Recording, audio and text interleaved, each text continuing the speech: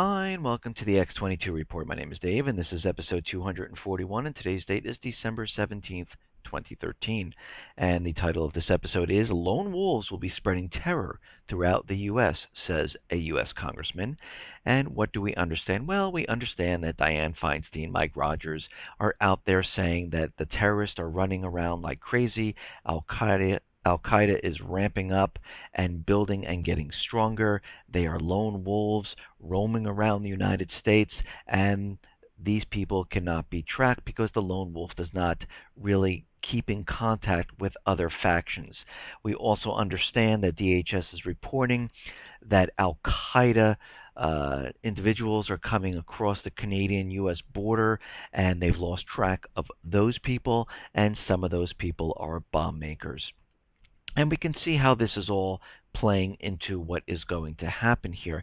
We also understand that CNN has come out saying that Assad hid a cache of chemical weapons, and it could make its way over here to the U.S. And we understand what the central bankers want to do. Their goal is to get into Syria and Iran any way they can. It doesn't really make a difference. They want to remove the governments of these countries so they can implement a private Western central bank and put the U.S. dollar as the reserve currency and sell their oil using the U.S. dollar. And this is how they spread around the U.S. dollar and pump it up and make it go for a little bit longer.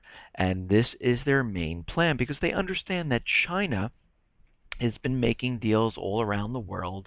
They're making deals with Kenya to be the clearinghouse of the yuan, making deals with the UK, making deals with Australia, Russia, North Korea, Iran, Syria, Brazil, and India. They've been making deals all over the place. And they understand this, and right now, of course, China has set up a red flare saying that we will no longer take on the U.S. dollar. We do not see it benefiting us. We'll no longer take on treasury bonds. We don't see it benefiting us. And actually, they started to sell off some of their treasury bonds. The same goes with Russia. They're saying by 2017, the U.S. dollar could be in a collapse mode or even before that, and they're telling their people not to use the U.S. dollar. And a lot of the Middle Eastern countries now are hedging their bet with China and Russia and making deals. Saudi Arabia has been dealing with Russia and China. Egypt has made a deal with Russia to supply Egypt with military assets. Even Turkey was trying to make a deal with China to purchase their missile systems, and the U.S. and NATO forces stepped in and kind of forced Turkey not to do this.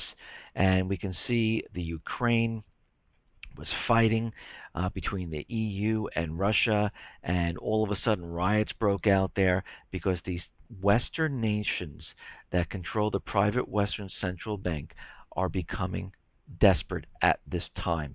They're losing control of the Middle East. They've lost control of the Ukraine.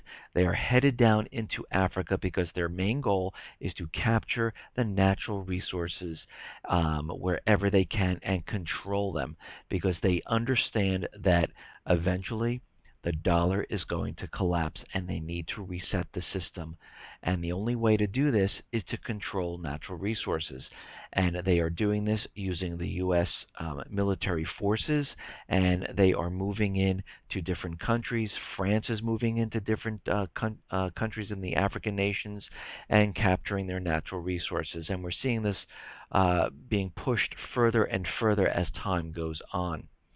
And right now, from this point to March, we understand that the talk about the debt ceiling is going to come up again. And right now, the government has a blank credit card with no limit, and they can charge as much as they can imagine.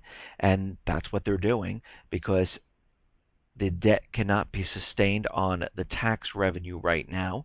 And as the debt continually rises and the interest rates stay low, they are just barely making it every single day. And the way they're uh, continuing the government is by borrowing money from the Fed. And as they continually borrow, the debt keeps rising and the tax revenues keep falling because the unemployment rate continually increases over time. And the Fed is absolutely doing nothing to help the job market. They are only helping themselves, the bankers, and the very wealthy. None of that money that is being printed and borrowed is heading towards the people. Actually, what the government and the Fed are doing is they're making it harder for the people. They are taxing the people more. The Obamacare health plan is not for the health is not for the health of the people. It is there to tax the people. It is there to make it more difficult. It is a cash grab. That's why you see penalties. That's why you see businesses have penalties. That's why you see they need everyone into this health insurance system to bleed everyone dry and give them absolutely no health insurance. Let's get into the economic collapse news. We're going to head over to France right now, and we can see that French workers stage a fifth-day strike. Workers at the France oil and gas giant Total have staged a fifth day of protest at refineries across the nation as a salaries are very low and they want more money, and they are protesting right now, and they're trying to keep the jobs that they do have. And we can see this in every country. The cost of living is going up.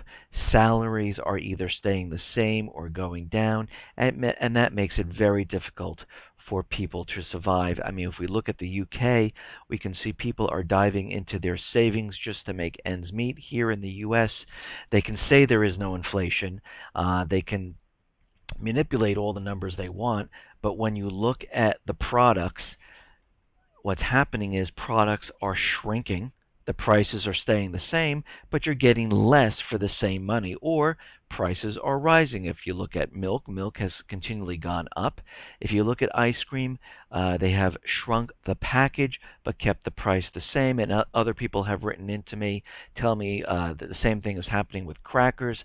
I noticed the price on wine has gone up dramatically. The price on beer has gone up dramatically.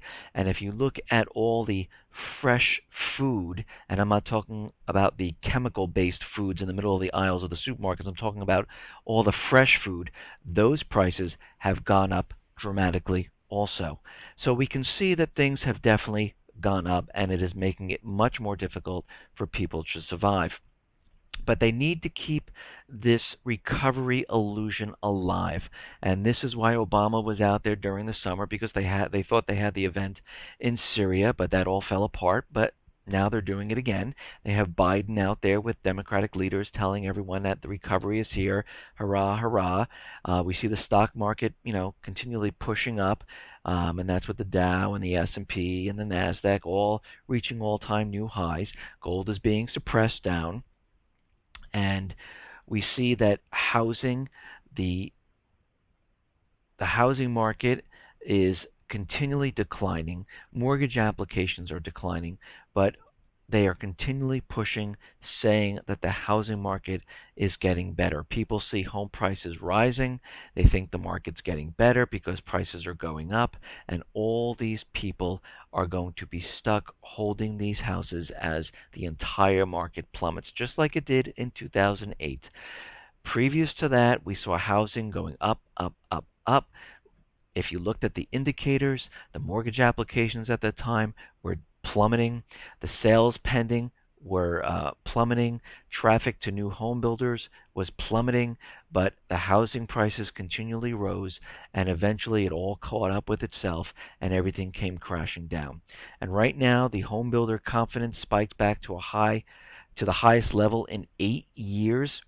And despite higher rates, collapsing mortgage applications, lower affordability, and fast money exiting the market, the National Association of Realtors are saying that Home builder confidence is up right now.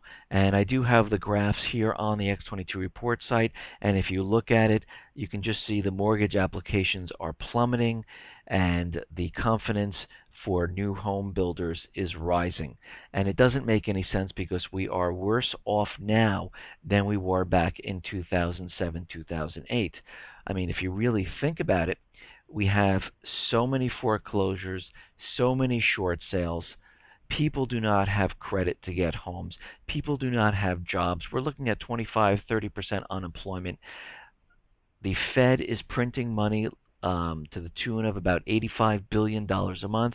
Many of the sources say it's really around $125 billion, and they are still purchasing the toxic real estate that are on the bank's books. So we are in a very bad situation at this time. Now, we understand that the government is coming up with a budget proposal, and we went through the sequester because they had no money, and money's very tight, and they cut everything they possibly could. But here, Senator Coburn, he has a waste book for 2013, and he found about $30 billion in frivolous government spending. And here's some of them.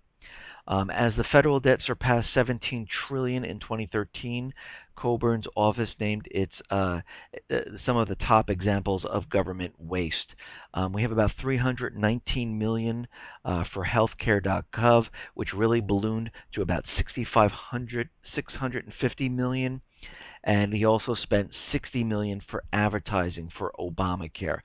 How about a $914,000 grant was meant to explore the fascinating, often contradictory origins and influences of popular romance and told in novels, films, comics, advice books, songs, and internet fan fiction, taking a global perspective. $914,000 for that. $1.9 million for the lifestyle coaching for Senate staff, and $1.5 billion for the maintenance of vacant federal buildings. But there's no money, and this is why they're going to have to shut down the parks, tell the veterans they can't get their benefits. There's just no money anywhere. I don't know. We just can't find it.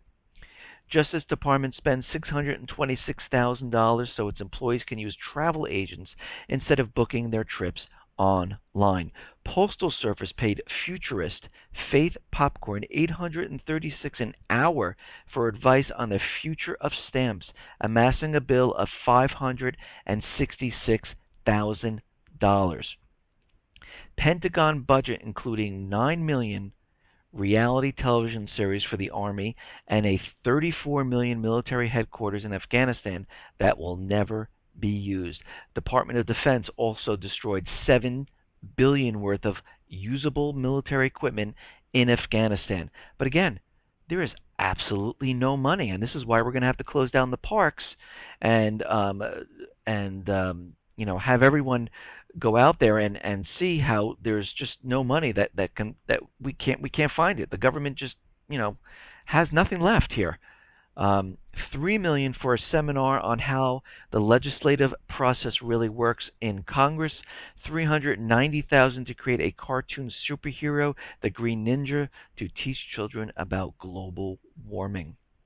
And collectively, these costs are more than $30 billion. There's plenty more costs about this, and this goes on and on and on. This is $30 billion in a year when Washington would have you believe everything that could be done has been done to control unnecessary spending. And if they've just wiped out what we just talked about, and there's others, there was no reason for a sequester. And if we delve deeper into what the government actually spends and what these central bankers are sending billions upon billions of dollars around the world without our permission, we can see where everything is. But we have to look at it this way. The government's saying that there is no money. This is why they're cutting the food stamp program. This is why they're not helping the people. And this is why you see unemployment so high, because everyone in the government is completely corrupt and they are out for themselves. Now, the White House right now is reiterating that the administration officials would not negotiate over the debt ceiling. The president's position has not changed, said White House Press Secretary John Carney. We will not discuss the debt ceiling. There should be no debt ceiling. We need to get rid of it, because if we put a debt ceiling in place, they will not be able to borrow and keep the government running the way it is. And everything would come down collapsing. They would not be able to give aid to Israel, to Saudi Arabia, to all these Middle Eastern countries, to Turkey, and everything would just come to a screeching halt. Now, Obamacare, we understand that millions of people are getting letters saying that their health insurance has been dropped, but it's not just the patients who are getting dropped. Thousands of doctors now are being dropped from Obamacare coverage networks. And this goes on to say that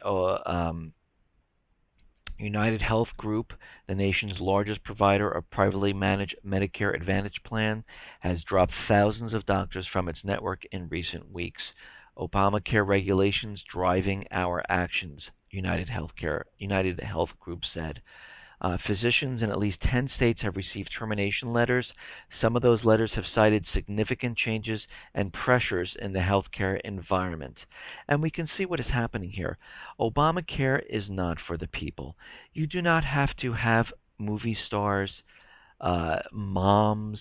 You don't need to have advertisement if something is really good. If, for example, when you see a movie that is incredible, that is fantastic, you might see a blip or a blurb about it, but after that, it's word of mouth because it is that good. If this system was so great and for the people, the word of mouth would have spread like wildfire. It would have gone viral. But they are pushing it so hard because they know nobody wants it. Hey, the president hasn't even signed up for Obamacare. The majority of Congress has not signed up for Obamacare. That should just tell you right there that there is something wrong. And we have to look further into Obamacare. Again, they have the penalties and whatnot to push everyone into Obamacare. But they're in Medicaid, and ever since Obamacare went into law, Sophia Prinz and Gary Bullhorn, who are both 62, read the fine print of their Medicaid program on the long form. And what it says is they thought this was, free health insurance through the expanded state Medicaid program. But if you look further into it, what it says is if you're 55 or over, Medicaid can come back after you're dead and bill your estate for ordinary health care expenses. And the way the Prince saw it, that meant health insurance via Medicaid is hardly free. For Washington residents 55 or older, it's a loan, and one whose payback requirements aren't well advertised, and it penalizes people who, despite having low income, have managed to keep a home or some savings they hope to pass to heirs. And the government will come in, they will confiscate what they need to pay for your care. And this is in the fine print, and this is what they are reporting here. Now, yesterday I reported that a judge declared that the NSA program is unconstitutional, and we all know this. I mean, this is not really brain surgery here. We understand that it violates the Constitution, and the government officials understand that it violates the Constitution. This is why they've been putting spins on this. But Senator Dianne Feinstein was out there, and she was surprised by a federal judge ruling that the agency's program of collecting the phone records of millions of Americans may be unconstitutional. She goes on to say that while she believes it's healthy to have court oversight, the ruling is surprising because we thought we were depending on the United States Supreme Court and the Pfizer court, who authorize this every 90 days and have never, to the best of my knowledge, have said it's unconstitutional. Well, I hate to say you, the Pfizer court, which is the Foreign International Security Agency Court or whatever that is, that's for foreign issues, not inside domestic United States to the people issues. And this is a complete violation of the Constitution, and most of these Supreme Court people are have been spied on, who've been blackmailed, and we can see that this is why this has been going and being allowed to go on for so long. And this is completely unconstitutional, and the judge says this ruling reminds the federal government that it is not above the law. And I think some of these people forget that they are not above the law. Actually, they are working for the people. They are there to carry out our wishes. It's not the other way around. And if they can't do it, they need to be removed. Again, I think most of the government at this point is completely corrupt, and we need to start again. Most of these people need to be removed. We need to get rid of the Fed. We need to get rid of the central bankers completely and start this whole system over again. Now, the U.S. orders the staff out of South Sudan. The State Department is ordering non-emergency U.S. personnel to leave South Sudan and is suspending normal operation at its embassies due to political and social unrest. And the department is also warning U.S. citizens against all travel to South Sudan. And what's happening right now is there was a coup to take over the government, and what's eventually going to happen to all of Africa, and we can see it all starting to churn up and play out now.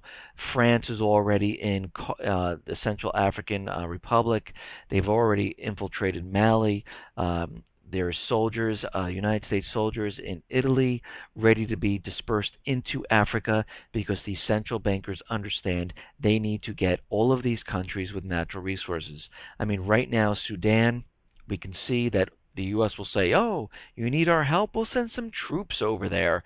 And of course, Sudan is rich in petroleum, copper, chromium, tungsten, silver, gold, and diamonds. And they are just trying to get the natural resources and control the country's natural resources. And they're making a play to continually prop up the U.S. dollar, and they're moving into any country they possibly can at this point that does have natural resources. And you can see how this is all being played out right now. Now, the Ukraine has finally made a deal, and they decided to go with Russia. After stringing along Russia, the EU, and the Ukrainian people, President Viktor Yanukovych has inked an agreement worth $15 billion in securities and clinched a 33% gas discount, choosing a quick cash solution over a long, drawn-out IMF bailout. And you know how those IMF EU bailouts go. They are never ending, and they decimate a country.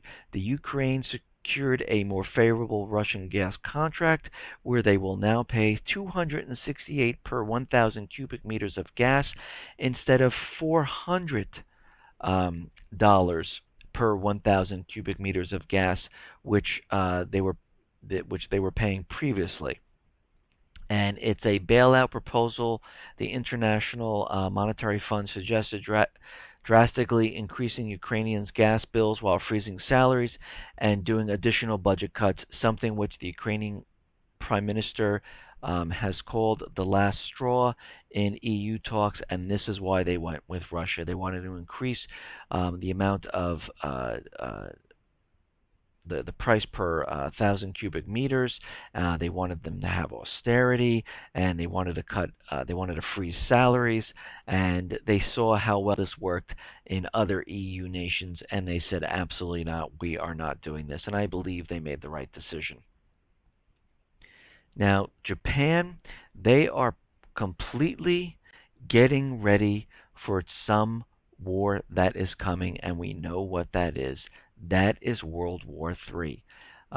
President Abe announced that Japan has tonight increased its military budget, notably to buy drones, amphibious vehicles, submarines, and vertical takeoff aircraft to boost defenses. The government will consider obtaining the means to counter ballistic missiles at the point of launch, according to new security plans. Japan will set up Marine-style force to deal with island incursions, equipping it with 17 tilt-rotor aircraft and 52 amphibious vehicles. Japan is building their military because they understand eventually these central bankers, which they are part of, are going to start the war because there is no way out of this collapse that we are seeing happening right in front of our faces. Now, China has just conducted the second flight test of a new long-range missile. China's military conducted the second flight with its newest long-range missile that is capable of hitting targets in the United States with a nuclear warhead, according to defense officials.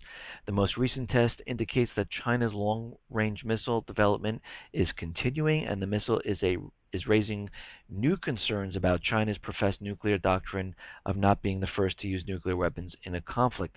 The DF-41, with its range of between 6,800 miles and 7,500 miles, and expected multiple warhead capability, is viewed as a potential first-strike weapon or weapon capable of carrying out a surprise nuclear attack that will knock out an enemy's arsenal and limits its counter-strike capability.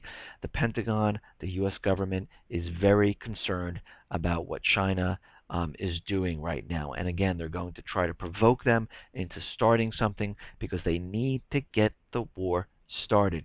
Now, we understand that the U.S. government and Iran are, they're talking about peace and whittling down the nuclear program, and they're making this whole illusion like something's going to happen here.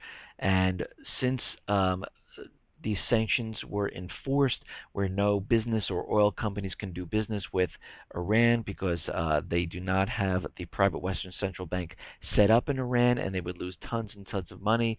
Those sanctions have to be upheld. Iran is a little pissed off and say the United States went back on the Geneva deal, and they backed out for a little bit. And because this happened, Iran right now is saying that they're going to increase its uranium enrichment goals to the 60% level, and they're saying this because of the imposed sanctions that the United States did, and that would be far above the recent interim agreement reached in Geneva between the West and Iran that would limit such enrichment to just 5%. Iranian lawmakers had warned that Tehran will defy the Geneva deal if the U.S. continues what it termed breaching the terms of the agreement. Now, we can see how this is playing out. First of all, the central bankers are trying to get into Iranian banks. They're trying to set interest rates, and they're trying to push further in there to get the U.S. dollar as the reserve currency and take over the central bankings and hopefully take over the government in that area. The Revolutionary Guard came out and gave a warning to Rouhani: be careful, the Westerners are trying to infiltrate our country. And now we see that they imposed these sanctions where no company can deal with Iran, which provoked Iran to back out of the deal for a little bit, and now it has provoked them into creating more uranium and upped it to 60% level. And we can see how they are provoking and pushing Iran, and hopefully they want something to happen, or if they can't make them do something, they will help them along with a false flag event, and this is how it usually works out. And you can see the path that we're going down, and they are trying to desperately get an event started so they can start this war, because they understand that the collapse is coming. Now, Iranians' air defense had just unveiled a new radar system. Iran Air Defense Force has unveiled a powerful radar system, and the radar system has a very long range and further strengthens the country's integrated air defense network.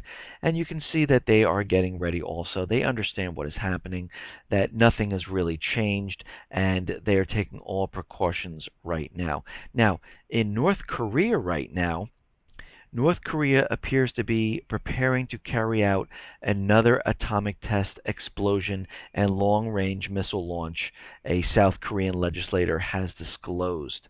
And they are building up the propaganda because what's happening in North Korea, where Kim Jong-un executed his uncle. They are playing this up right now, and we understand why. Because North Korea is making deals with Russia, China, Iran, bypassing the U.S. dollar, and we are seeing that they are even pushing this propaganda further. And what this says here is North Korea threatened harm to a South Korean island on Tuesday, adding to a flurry of suspicious activity. South Korean Marines collected propaganda pamphlets that were carried across the border and distributed near their base, and the pamphlets threatened bombings and other attacks. And we can see that the central bankers are now pushing this propaganda. They're trying to get something started. And again, they don't care where it starts because eventually it will engulf the entire world, and they know it. Now, Saudi Arabia and Israel are reporting that an Arab hacking group with ties to the Iranian government claims to have seized classified information from servers belonging to the Israeli and Saudi governments, as well as the Saudi bin Laden group. The Islamic Cyber Resistance Group announced via several hacker websites on Monday that it had pulled off a large-scale cyber theft. And we can see what is happening right now. Israel, Saudi Arabia definitely want Iran's government gone. They want it replaced. They want the U.S. dollar in there as the reserve currency, and they are doing everything they possibly can. They want this also in Syria, and we can see how they are setting up the propaganda about this cyber attack. And again, Steve Stalinsky, executive director of the Middle East Media Research Institute, said, "I've never heard of this cyber-resistant group before today, but I believe it to be an Iranian military and Hezbollah joint hacking front." So they are definitely pushing this forward. And this goes on to say, you who, and this is from the cyber-resistant group, you who committed this crime, that is the Al-Qaeda terrorist group and Mossad, be aware that we, the Islamic cyber-resistant group, followers of the Prophet Muhammad, have conducted an operation in the name of Hassan Lakis to revenge his assassination, and this is a warning to you that the next operation would be much more damaging. So they are definitely setting this up. And we're also getting reports now that researchers have showed that about 41% of IT professionals believe it is only a matter of time before there is a major cyber attack against the United Kingdom and the U.S.'s critical national infrastructure. And there is no doubt that certain terrorist groups and some nation states see a vested interest in damaging the countries in whatever way they can. Tom Cross, Director of Security, with respect to threats against critical infrastructure, the vulnerability is there, but it is difficult to predict when attacks are going to happen. Security vulnerabilities have existed in critical infrastructure for many years, and warnings about that have been repeatedly issued, and we have not seen an attack, but there is one definitely coming. And you can see just from the NSA saying that they stopped a cyber attack that could have decimated the economy, and they kept on repeating that. We can see what they are building up to right now. Now, Peter King is out there. Representative Peter King warns that the United States is in greater danger from terrorists than ever before. King, a member of both House Committee of Homeland Security and Intelligence, said Al-Qaeda has morphed and metastasized, and we now have 8 or 9 different components around the world. He also fears lone wolves in the U.S. affiliated with international terrorist organizations are already in the U.S. and ready to attack. And it goes on to say, seriously mulling over uh, in many ways, the threat is more grave than before September 11th crisis, and that 15 potential attacks on New York alone since that day have been stopped. I see the threats from the inside out and outside in, he said, and we all should be ready for something to happen. And we understand that something is definitely going to happen. Something is being prepared, and we're going down the same exact path um, that we did during the Syrian event. We had the Fed talking about tapering. We had the government out there saying that we are recovering, the economy is doing better, and we can see what they are planning. They are taking a different tactic this time because they understand the American people and Congress do not want war at this time, and no matter what they do overseas, it will not convince the people to go to war. And the only way to convince the people of the United States to act is to create an event here on U.S. soil, to have it up front, close, and personal, and show what these terrorists can do or other nations can do. And this is why this entire plan is being put into motion at this time. This is why we're hearing about lone wolves, missing nukes, Dianne Feinstein, Mike Rogers, Peter King, all out there saying, be afraid, terrorists are coming. This is why they are doing this at this time. This is why they're saying the terrorists could be in the country, out of the country. It could be your neighbor. They are preparing everyone, and they're making it sink into your mind so you say, oh yeah, I heard about this when the attack comes. And whatever country they mention, you'll say, oh yeah, it was China. Oh yeah, it was Iran. Oh yeah, it was Syria. And we see how they are pushing this and playing this because they understand without this, the economy will collapse. The blame will go to the government and the Fed, and they cannot have this. Listen, everyone. Thanks a lot for listening. Be well, be safe, and especially be prepared. Thanks a lot.